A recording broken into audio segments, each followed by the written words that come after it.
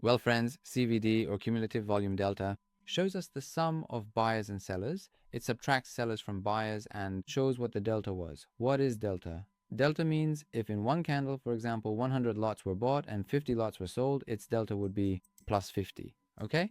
In the next candle, if 100 or 120 lots were sold and 100 lots were bought, it becomes minus 20. Well, CVD sums these two up, and that's CVD or cumulative delta. Okay? Now, what is it actually for? Before we put it on the chart, in movements that are, say, bearish, well, there should be more sellers, right? Sellers must be more numerous, meaning they should be selling.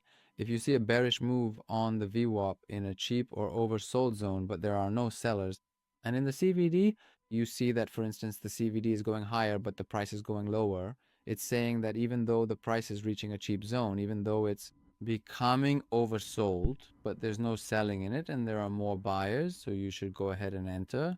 Well, for today, when I actually did a live trade with the guys at, October 30th, 2024, I'll give you an example. There's no need at all to go back and open previous charts, like how some people come and want to teach a style or strategy. They go looking for, say, what happened where. No, if you learn level 2 and level 3, you'll understand the market every day. You'll understand the market every day. You won't need to go searching for what happened where. Well, if you want to add CVD, go and add order flow cumulative delta. Don't worry about the settings. Just click OK and you'll see it added to the bottom of your chart. If you're viewing your chart on 1 minute, CVD will also be set to 1 minute. If you're viewing your chart on, say, 20 minutes, your CVD will also be set to 20 minutes. Guys, look here, it has come. For example, here, the price went up and, well, it reached overbought. But in the CVD, there were more buyers. So we don't buy here. But look at this spot. It has reached oversold and a cheap zone. Guys, look, what happened? Oh, the price is coming to oversold. But why is there no selling? There's buying in it. You could have bought here. Again, it comes, for example, here. It crosses its own first standard deviation line, or in other words, the price becomes imbalanced, meaning it moves out of its balance. It reaches overbought again. CVD is clearly bearish, meaning it's saying, sir, sell, sell, sell. You could have sold here, sold here.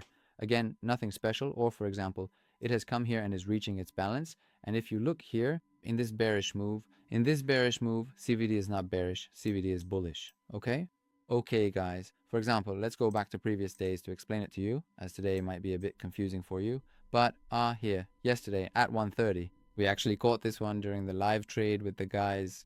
A move happened in the oversold area. You can see this move. Well, CVD is also dropping with it, so you don't do anything with it.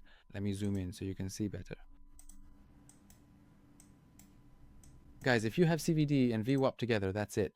Have CVD and VWAP together, and that's it. You won't need any other tools at all. These tools are that important. Well, here you see the price is dropping. Well, CVD is also dropping, and it reaches here, and you say, well, I don't want to buy because CVD is also dropping. It comes and hits another bottom.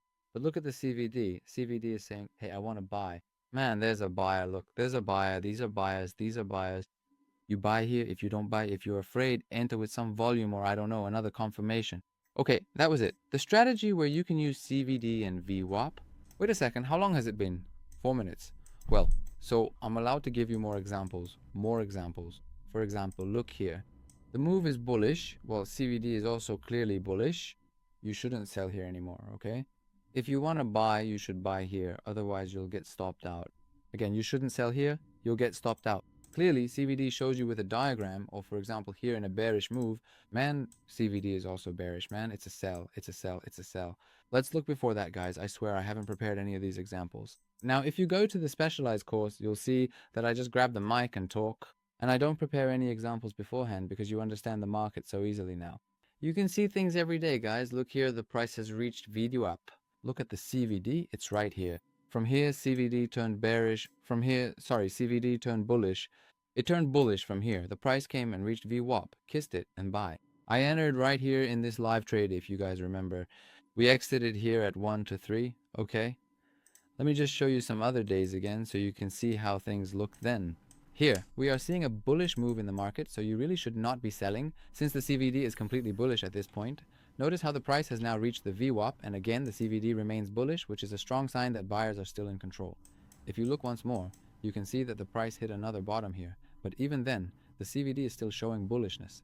This means that instead of selling, you could have taken the opportunity to buy, because the bullish CVD suggests the upward trend is likely to continue.